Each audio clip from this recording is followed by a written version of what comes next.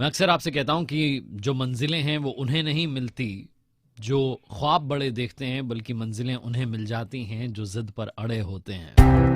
तो आप कितना ज्यादा जिद पर अड़े हुए हैं, कितने पैशनेट हैं, कितने आप समर्पण के साथ आगे बढ़ रहे हैं, सारा खेल उसी का है। माय एफएम पर आपका स्वागत है एक मुलाकात में। आपके साथ मैं आरजे कार्तिक, और आज हमारे साथ जुड़े हैं आरएसीएस अभिषेक लामा साहब। बहुत बहुत स्वागत है सर आपका। आप सीनियर अकाउंट्स ऑफिसर हैं directorate of economics and statistics में। आप एक्स केवीपीवाई कलाम स्कॉलर हैं, और अगर बात करें आईआईटी कानपुर की तो वहाँ के एक्स प्रोजेक्ट साइंटिस्ट भी हैं। तो बहुत बहुत स्वागत है आपका। आपका इतना बड़ा परिचय तो मैंने दे दिया, लेकिन अब आपसे मैं जानना चाहूँगा आपकी लाइफ जर्नी के बारे में। आप कहाँ से आते हैं, यहाँ तक आप पहुँचे, कितने संघर्ष का सामना किया, थोड़ा अगर आप बताएं डिटेल में। यस सर मैं मेनली बेसिकली चूरू से रहने वाला हूँ, और चूरू में हमारा गांव है लांबा की ढाणी, जो तारानगर तहसील में है। और मेरी लाइफ जर्नी सर 12th के बाद स्टार्ट हुई। मैंने मेडिकल का प्रिपरेशन किया और उसमें सिलेक्शन नहीं हुआ साथ में। उसके बाद मैंने यूनिवर्सिटी में BTech MTech dual degree nano technology में एडमिशन लिया, और फॉर्चुनेटली भगवान की दुआ से मेरा केवीपीवाई जो किशोर वैज्ञानिक प्रोत्साहन योजना है उसमें सिलेक्शन हुआ। और उसके बाद एक लंबी जर्नी स्टार्ट हुई 5 से 6 साल की, जिसमें मेरे को आरएनडी में काम करना था मेनली, और साथ में मेरे को फेलोशिप मिलती थी। तो सबसे पहला हमने जो इसमें काम किया वो राजस्थान में फ्लोराइड की समस्या बहुत ज़्यादा है नागौर और इस एरिया में। तो गवर्नमेंट की प्रायोरिटीज़ भी है कि फ्लोराइड को रिमूव किया जाए, और हमें एक प्रोजेक्ट दिया गया है कि 500 रुपये में एक पोर्टेबल फिल्टर बनाना है जो कि फ्लोराइड को रिमूव करे। तो हमने इसके लिए कैंडल टाइप फिल्टर लेते हुए और इमली को काम में लिया, जो कि एक एंटी फ्लोराइड एजेंट होती है। साथ में टाइटेनियम डाइऑक्साइड के नैनो पार्टिकल्स को अटैच करते हुए फ्लोराइड को हमने जो WHO की परमिसिबल लिमिट है उसमें ला के रख दिया। काफ़ी टाइम लगा उसमें, और हमारे जो गाइड थे प्रोफेसर YK विजय सर थे, जो CDP के डायरेक्टर थे। तो ये प्रोजेक्ट हमने सबसे पहले किया।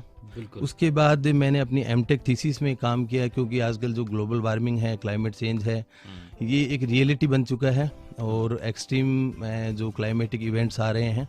तो मैंने सोचा कि ग्रीन फ्यूल पे काम किया जाए, और मैंने ग्रीन हाइड्रोजन पे काम किया। बिल्कुल, तो इसके बारे में थोड़ा और डिटेल में आपसे वापस आकर के पूछूंगा कि जो ग्रीन हाइड्रोजन पे, ग्रीन फ्यूल पर जो स्पेशली आपने काम किया है, इसमें कितने चैलेंजेस आए और किस तरीके से आपका पूरा काम हुआ। माय एफएम पर हमारे साथ आज एक मुलाकात में खास मेहमान, खास मुलाकात हम कर रहे हैं आरएसीएस अभिषेक लामा जी से। चलो अच्छा सुनते हैं। आने वाले ज़माने में बहुत सारी बातें होंगी कि एक ज़माने में पेट्रोल से गाड़ियां चला करती थीं, एक समय में डीजल से गाड़ी चला करती थी, क्योंकि ये बीते कल की बातें बहुत जल्दी होने वाली हैं।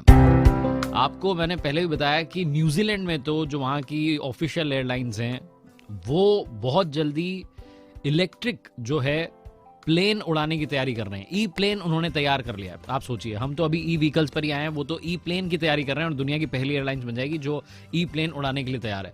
माय एफएम पर आज आपके साथ आरजे कार्तिक एक मुलाकात आपकी करवा रहा है आरएसीएस अभिषेक लामा जी से, जो कि इसी फील्ड में ग्रीन एनर्जी को आगे बढ़ाने में बहुत इंपॉर्टेंट रोल जो है अपना प्ले कर चुके हैं। ग्रीन फ्यूल में आपने बहुत कमाल किया, आपने हाइड्रोजन को लेकर के बहुत काम किया। सर थोड़ा सा आप बताएंगे उसके बारे में। हाँ सर, ये जो प्रोजेक्ट है हमने किया था, जिसमें ग्रीन हाइड्रोजन हमने जनरेट की। तो इसके लिए हमने क्या किया कि एक नैनो कैटलिस्ट फॉर्मेशन किया, मल्टीवाल कार्बन नैनो ट्यूब लेते हुए, और एक डिवाइस बनाई। उसके बाद फ्लेम टेस्ट किया, तो फ्लेम एक ज्वाला सी जली। और उसके बाद हमारे जो गाइड सर थे प्रोफेसर YK विजय, उन्होंने फुली सभी के सामने गाड़ी को चला के डिमोस्ट्रेट किया कि हाइड्रोजन फ्यूल से चल रही है। क्या बात है। तो काफ़ी एफर्ट लगे, लंबी चौड़ी टीम थी, और सैंपल सुखाते थे। रात को 3 बजे कई बार आके सैंपल सुखाने पड़ते थे, और क्योंकि ह्यूमिडिटी भी रहती है मानसून के डेज में, तो बहुत ज़्यादा अच्छे से काम किया। तो जाके भगवान ने कुछ रिजल्ट दिया, और अच्छा लगा। आज उसको पीछे मुड़ के देखते हैं तो ये अमेरिकन साइंटिफिक पब्लिशर्स में भी पब्लिश हुआ था, advance science energy and medicine journal में पब्लिश हुआ है काम, और अच्छा एक्सपीरियंस रहा। क्या बात है, क्या बात है। बहुत शुभकामनाएं और बधाई आपको इस कमाल के इनिशिएटिव के लिए। और जो हम ग्रीन फ्यूल की बात कर रहे हैं, जो हाइड्रोजन से गाड़ियां चलाने की बात कर रहे हैं, वो इन्होंने करके दिखा दिया। एक चीज़ और मैं आपसे जानना चाहता हूं इसी में कि आपके हिसाब से कितना ज़रूरी हो गया है अब हमें ग्रीन फ्यूल पर शिफ्ट होना। ये सर बहुत ज़्यादा ज़रूरी हो गया है। जो पेरिस जो हमारी डील है वो कहती है कि 1.5 डिग्री सेंटीग्रेड तक हमको टेम्परेचर वहाँ तक रोकना है, और जो अभी रिपोर्ट्स आ रही है उनके अकॉर्डिंग हम 1.5 डिग्री को क्रॉस कर जाएंगे। तो हमारा जो प्लेनेट है वो बहुत ज़्यादा गर्म हो जाएगा, और इससे हमें जल्दी से जल्दी बचना है। सोलर को अडोप्ट कीजिए, विंड को अडोप्ट कीजिए, सारे रिन्यूएबल को अडोप्ट कीजिए, और रिसाइकल रीयूज स्ट्रेटजी को यूज़ कीजिए, ताकि ताकि हम जो एक बेहतर एनवायरनमेंट, बेहतर जो है पृथ्वी जो है उसकी तरफ आगे बढ़ें, और जहां हमने जन्म लिया उसकी जो है हमें रक्षा करनी होगी, और उसी के लिए सारे स्टेप्स जो हैं उठाए जा रहे हैं। कुछ और बातें इनसे करनी है क्योंकि आईआईटी कानपुर में भी सर जो हैं एक्स प्रोजेक्ट साइंटिस्ट रहे हैं। तो माय एफएम पर वापस आकर हमारे खास मेहमान से आपकी मुलाकात कराते हैं। चलो अच्छा सुनते हैं। बहुत सारी बड़ी बड़ी इनोवेशंस के बारे में जब हम सुनते हैं तो हमें लगता है कि क्या बात है, इन्होंने तो कमाल ही कर दिया, लेकिन हम भूल जाते हैं कि उस बड़ी इनोवेशन के पीछे बहुत सारे एफर्ट्स होते हैं, बहुत सारे ऐसे फेलियर्स भी होते हैं जिसमें फेल हो गए, वो प्रोजेक्ट सक्सेसफुल नहीं हुआ, लेकिन लगे रहते हैं साइंटिस्ट जो होते हैं, जो हमारी टीम होती है जो साइंस के क्षेत्र में लगातार काम कर रही है, जो हमारी मदर अर्थ है इसको और बेहतर बनाने के लिए, जो रिन्यूएबल एनर्जी के क्षेत्र में बहुत अच्छे काम कर रही है। माय एफएम पर हमारे साथ RACS अभिषेक लामा साहब हैं, मल्टी डायनेमिक पर्सनैलिटी है इनकी, क्योंकि ये इस वक्त सीनियर अकाउंट्स ऑफिसर हैं directorate of economics and statistics में, लेकिन इन्होंने साइंस के क्षेत्र में भी बहुत काम किया है। आप IIT कानपुर में भी SCDT में जब थे एक्स प्रोजेक्ट साइंटिस्ट रहे, क्या प्रोजेक्ट था आपका और किस तरीके से वहाँ आपने काम किया? ये सर वहाँ पे हम जो सैमटल सेंटर फॉर डिस्प्ले टेक्नोलॉजीज में ऑर्गेनिक सोलर सेल्स पे काम करते थे।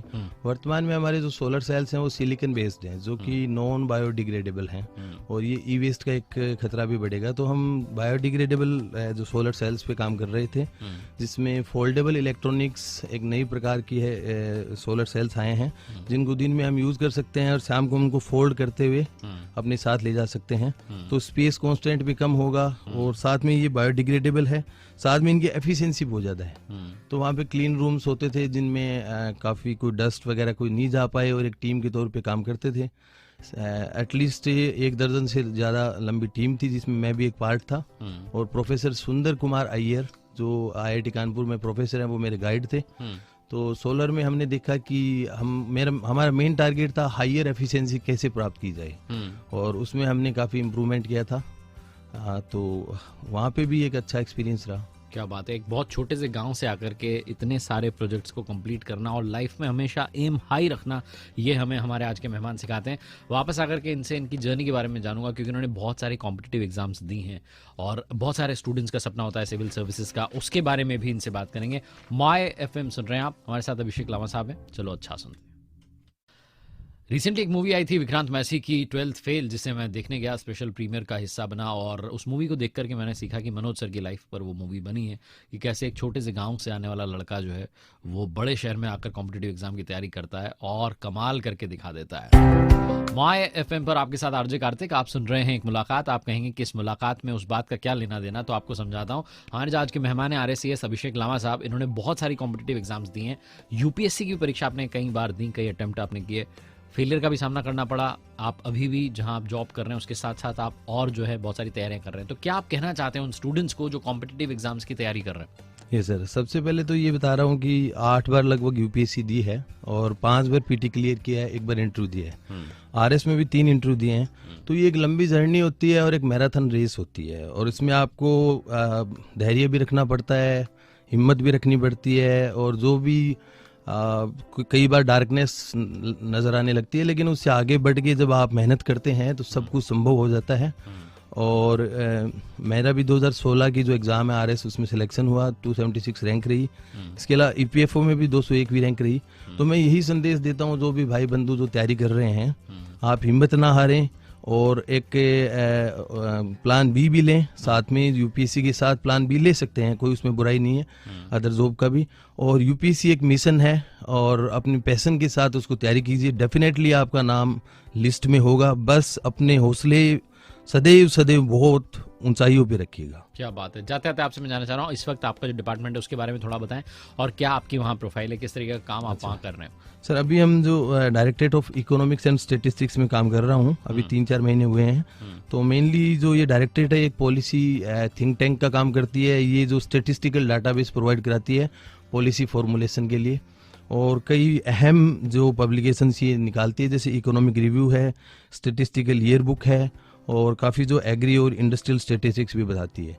एक मेन प्रोग्राम जो यहाँ पे चल रहा है वो यंग इंटर्नशिप प्रोग्राम चल रहा है, जिसके फॉर्म अभी कुछ दिनों बाद आने की संभावित है।